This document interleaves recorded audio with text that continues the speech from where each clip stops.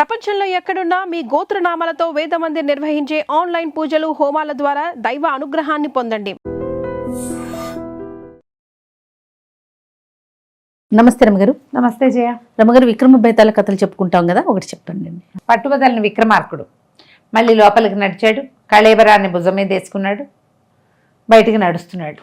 కళేబరాన్ని ఆశ్రయించుకుని ఉన్న భేతాళుడు ఈ రాజు తాలూకు ఈ ఓపికకి మెచ్చుకొని మార్గాయాసం తెలియకుండా ఒక కథ చెప్తాను వినమని చెప్తున్నాడు. ఒక కథ.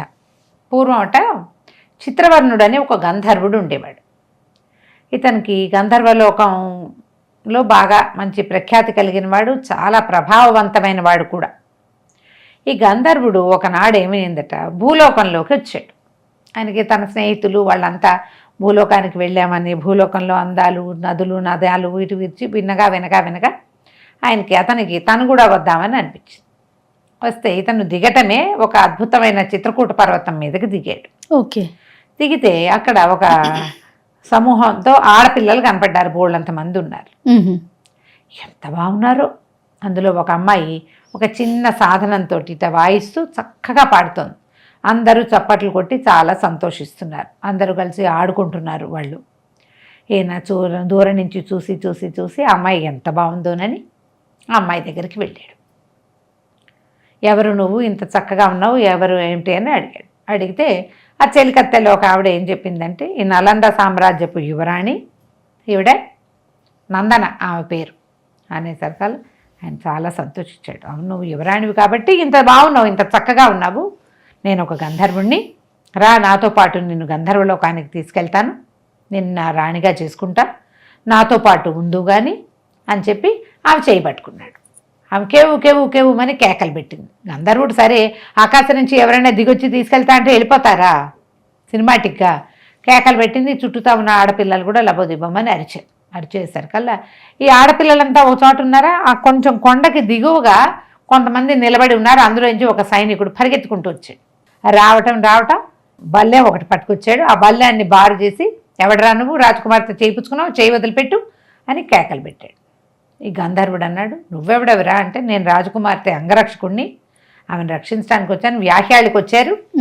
నువ్వు ఇప్పుడు ఇలాంటప్పుడు అసలు పరపురుషులు రానేకూడదు, మేమే చూడం మా రాజకుమార్తెని, నువ్వెవడబో వచ్చి చేతులు పుచ్చుకుంటున్నావు, చేయి విడిచిపెట్టని గట్టిగా అరిచి కేకలు పెట్టేసరికి ఈ గంధర్వుడు అన్నాడు, ఎవడరా నువ్వు, ఆకాశం నుంచి దిగొచ్చిన వాడిని నన్నేం చేయగలవు, మానవ మాత్రుడివి, నువ్వేం చేయలేవు, తర్వాత నేనే నిన్నేమైనా చేయగలను, భయం లేదా నీకంటే అన్నాడు, ఏ చావైనా బతుకైనా యువరాణిని రక్షించడమే నా బాధ్యత, నేను అందుకే జీతం తీసుకుంటాను, ఏమైనా సరే నువ్వు నన్ను ఏం చేసినా సరే నేను రాకుమార్తెని రక్షించే తీరుతానంటే గంధర్వుడు వెంటనే రాయైపో నువ్వు అన్నాడు. రాయవల పోయేవల వాడు అలాగే ఉన్నాడు. పైగా మీద మిక్కిలి ఆ బల్లెం పెట్టి ఈ చిత్రవర్ణుని ఒక పోటు పొడిచాడు. చిత్రవర్ణుడు ఆశ్చర్యపడి, ఇదేమి నేను గంధర్వుణ్ణి కదా, నాకు పని చేయట్లేదేమి నా శాపం, ఇంకా 2 సార్లు రాయైపో, రప్పైపో, అదైపో, ఇదైపో, చెట్టైపో, మానైపో అన్నాడు. ఒట్టిగా అయిపోటాలే ఉన్నాయి కానీ ఏం అవలేదు, అక్కడ శబ్దాలు మాత్రం ఉన్నాయి. ఈ లోపల యువరాణి చుట్టుపక్కల ఉన్న వాళ్ళంతా రాళ్ళు రప్పలు తీసి ఈవినింగేసి కొట్టడం మొదలుపెట్టారు గంధర్వుణ్ణి. ఆ కుర్రాడు, ఆ వచ్చినటువంటి సైనికుడు కూడా యథాశక్తి ఆ బల్లెంతో ఇతన్ని పొడుస్తూ వెనక్కి తోసేశాడు రాజకుమార్తె దగ్గర నుంచి. గంధర్వుడికి అర్థం కాల, ఏమిటి నా శక్తి ఇక్కడ పనిచేయటం లేదు, వీడెవడో నన్ను బాధ పెట్టడానికి ప్రయత్నిస్తున్నాడు, వీళ్ళంతా కలిసి రాళ్ళు రప్పలేసి కొట్టేసేలాగా ఉన్నారని అతను అక్కడి నుంచి మాయమైపోయాడు. వాళ్ళంతా ఇంక ఇక్కడ ఉండకూడదు, ఇట్ట వీళ్ళంతా వస్తున్నారు, లేనిపోని ప్రమాదాలు, ఇప్పుడు వచ్చాడు కాబట్టి వీడెవడో రక్షించాడు, లేకపోతే వాడు తీసుకుపోయేవాడు కదా రాకుమార్తెని అని చెప్పి వాళ్ళంతా దిగెళ్ళిపోయారు. ఓకే. వీడికి అర్థం కాల గంధర్వుడికి, చిత్రవర్ణుడికి. సరే చూద్దాం, ఇంకా భూలోకంలో వింతలు చూడాలని ఇక దిగి ఆ కొండ కోణాల్లోకి అట్లా తిరుగుతుంటే ఒక గుహలో నుంచి అతనికి ఒక వెలుగు కనపడింది. ఈ గుహలో ఏదో వింత ఉందని చెప్పేసి ఆ గుహ లోపలికి వెళ్ళాడు. వెళ్తే లోపల ఒక మణి వేళ్లాడుతోందట. ఆ మణి నుంచి వచ్చే వెలుగు అట్లా బయటికి ప్రసరిస్తుంది. ఆ గుహ అంతా పట్టపగల్లా కనపడుతోంది. ఇంకేం లేదు, ఆ మణి ఒక్కటే ఉంది అక్కడ. ఏవో సామాన్లు ఉన్నాయి, వెలుగు మాత్రం మణి నుంచే వస్తుంది. ఈ చిత్రవర్ణుడికి ఆశ్చర్యం వేసింది, నేను ఇలాంటిది ఎక్కడా చూడలేదే, మన లోకల్లో లేదు, మన గంధర్వరాజుకి దీన్ని బహుమతిగా ఇవ్వచ్చని చెయ్యెత్తి ఆ మణిని అందుకుని పెరకబోయాడు, ఇట్లా లాగబోయాడు. వెనక నుంచి గొంతు ఒకటి వినపడింది, ఎవడెవరా నువ్వు, మణిని ఎందుకు ముట్టుకుంటున్నావు అని కేకలు వినపడ్డాయి. తీరా చూస్తే వాడు ఒక బ్రహ్మాండమైన ఆకారం ఉన్న రాక్షసుడు. ఉమ్. ఓ ఇనప గుది ఒకటి చేత్తో పుచ్చుకుని ఉన్నాడు. గదలాగా ఉండే గుదియ అంటారు దాన్ని, పట్టుకుని ఉన్నాడు. ఎవడరా నువ్వు, దాన్ని వదిలిపెట్టేయమన్నాడు. చిత్రవర్ణుడు అన్నాడు, నేను ఒక గంధర్వుణ్ణి, మా లోకంలో ఇలాంటి మణి లేదు, మా రాజుకు బహుమతి ఇవ్వటానికి ఇక్కడ వేళ్లాడగట్టుంది, ఇది ఎవరు లేరు కదా అని ఇది తీసుకోబోతున్నానంటే రాక్షసుడు ఒప్పుకోలే. ఎవరు లేకపోవటం ఏమిటి, నేనున్నా దీనికి కాపల, ఉమ్. ఇది ఈ గుహని కాంతివంతం చేయటానికి మా రాజు వాతోటి ఏర్పరచబడింది, దీన్ని ఎవరు ముట్టుకోవడానికి వీల్లేదు అనేసరికి అలా గంధర్వుడు కూడా ఒప్పుకోలే. నువ్వెవడివి, నువ్వు రాక్షసుడివి, మీకెందుకు మణులు మాణిక్యాలు, మీకు అక్కర్లేదు, ఇవి మాలాంటి వాళ్ళకి కావాలి అని చెప్పి పోరాడబోయాడు. రాక్షసుడు ఊరుకోలా, వాడు ఏదో మాట్లాడాడు, వీర మాట్లాడాడు. అయితే ఈయనేమన్నాడు, గంధర్వుడు పో, నువ్వు ఇక్కడి నుంచి సుడిగాలు వచ్చి నిన్ను ఎగరేసేస్తుంది, వెళ్ళిపో అన్నాడు. గంధర్వుడు సుడిగాలు రాలా, రాక్షసుడు అక్కడే నుంచున్నాడు. గంధర్వుడికి తెలియదు, ఇప్పుడు కూడా నా శాపం ఫలించట్లేదే. ఒక 3, 4, 5, 6 శాపాలు పెట్టాడు. మాటకు విలువే లేదు. నువ్వు పక్షిగా మారిపో, రేఖగా మారిపో, పొడైపో, సున్నమైపో అన్నాడు. ఏమీ అవల. పైపెచ్చు రాక్షసుడు ఆ ఇనప గుదువి పట్టుకుని ఈ గంధర్వుడిని కొట్టడానికి మీదకి వచ్చేసాడు.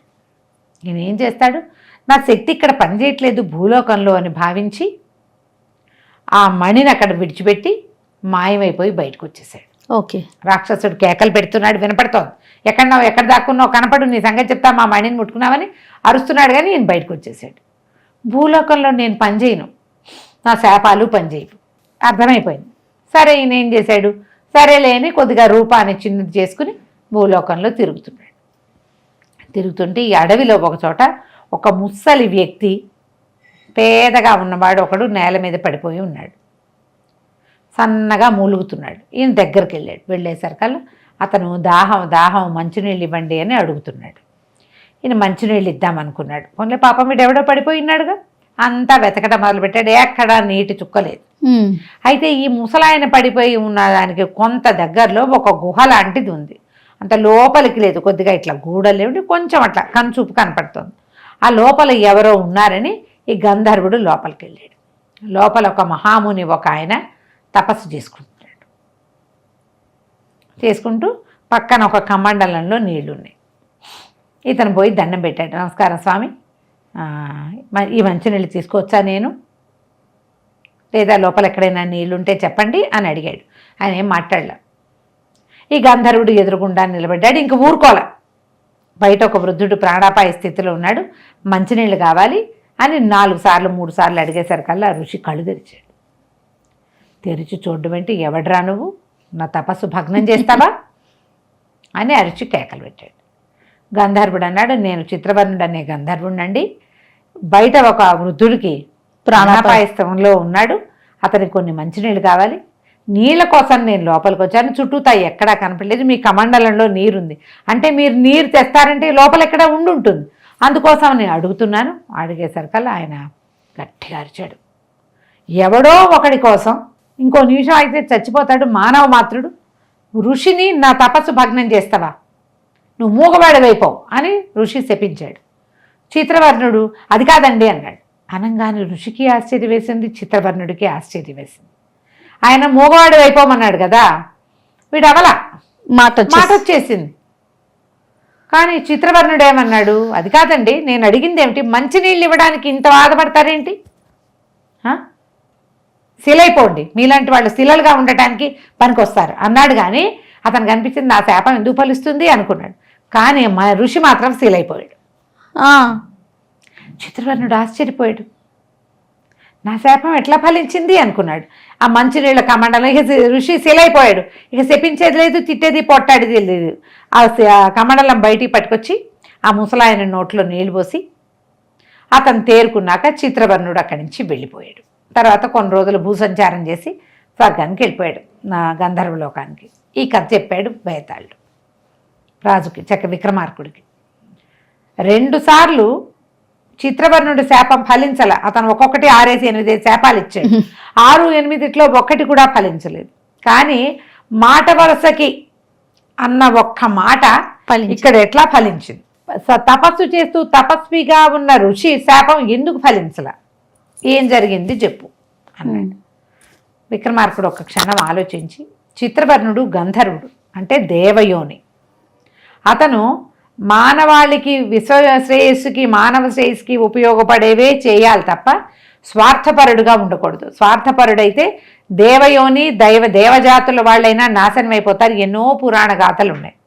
అతను మొదటిసారి యువరాణిని చెరపట్టబోయాడు, తనతో తీసుకెళ్ళిపోదాం అనుకున్నాడు. కనీసం ఆమె అనుమతిని కూడా అనుకోలే. అవును. అందుకని అతను స్వార్థపరుడుగా ప్రవర్తించడం వల్ల ఒక మానవుడి చేతిలో భంగపడ్డాడు.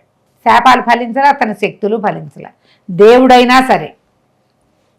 రెండోసారి ఆ ఎవరో అక్కడ కట్టిన మణిని వేరొకరి వస్తువు స్వార్థ ప్రయోజనం కోసమే తీసుకుందాం అనుకున్నాడు. అందుకని రాక్షసుడి యందు కూడా అతని శాపం ఫలించలే, అతని శక్తులు ఫలించలే. కానీ మూడోసారి అతను ఒక మనిషికి సహాయం చేయాలనుకున్నాడు, ఒక మనిషి శ్రేయస్సు కోసం ప్రయత్నం చేశాడు. కాబట్టి అతనిలో ఉన్న దైవిక శక్తి పనిచేసింది. అంతే. దైవమైనా సరే స్వార్థంగా ప్రయత్నం చేస్తే కుదరదు. ఇతరుల కోసం చేసేది ఏదైనా దానికి దైవ సహాయం లభిస్తుంది. Simple basic point. అద్భుతం. ఇతరులకి మేలు. అంతే. నువ్వు మేలు చెయ్యాలి, నలుగురికి పెట్టాలి అని అనుకుంటే పుడుతుంది నీకు. నేనే మింగేసి దాచుకోవాలంటే అంతటితో ఆగిపోతుంది. అంతే. కథకంచికి మనం ఇంటికి. ఈ మాట చెప్పంగానే బేతాళుడు నువ్వు మౌనభంగం చేసావు, సమాధానం అయితే బాగా చెప్పి వెళ్ళిపోతాను. కళేబరంతో సహా రివ్వుని చెట్టెక్కాడు. మళ్ళీ విక్రమార్కుడు వెనక్కి నడిచాడు. చాలా బాగుంది రమ్మగారు. నమస్తే అండి. నమస్తే. And for more videos, Please subscribe to iDream. Please subscribe to iDream. Please subscribe iDream. And please subscribe to iDream. For more videos, subscribe to iDream. please like, share, and subscribe to the channel. Congratulations, iDream. Subscribe to iDream. Subscribe to iDream. So subscribe to iDream Media. iDream ki iDream team andarki huge congratulations. Please subscribe iDream Media. Please subscribe to iDream. Subscribe iDream. Please subscribe to iDream. iDream అంటే నా కళల ఛానల్ను subscribe చేసుకున్నారు, నోరు తిరుగుతలేదు. మీరైతే గంట గుర్తు కొట్టండి. For more such videos, please subscribe to iDream. Subscribe to iDream. Please subscribe to iDream. Please subscribe iDream Media. Please do subscribe to iDream. Please subscribe to iDream Media. For best entertainment and information, please subscribe iDream. And don't forget to subscribe to iDream.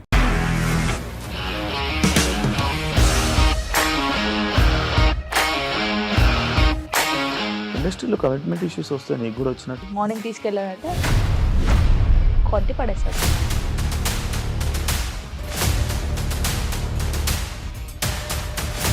ఒక్కళ్ళు కూడా చూడలేదు ఈ cinema అని చెప్పడానికి కూడా చాలా ధైర్యం కావాలి. అది నిజం కదా, దాంట్లో ధైర్యం ఏంటి? ఇది నెక్స్ట్ డే ప్లేట్ మార్చేస్తే తప్పు కదా. As of now we're comfortable this అని నేను అనుకుంటున్నాను. రష్మిక గారిది మీది ఒకే ఊరు అంట కదా? నీకు కోపం వచ్చిందంటే బాగా తిట్టేత్తరా? తిట్టేద్దామండి. నిజంగా గేమ్ ని ఎలా చేంజ్ చేయగలిగారు? ఏపీఎస్ఎఫ్సి వాళ్ళకి 6 నెలల్లో నేను 6 లక్షలు కట్టా. బిజినెస్ చేయాలనుకుంటే it is as difficult as riding a tiger.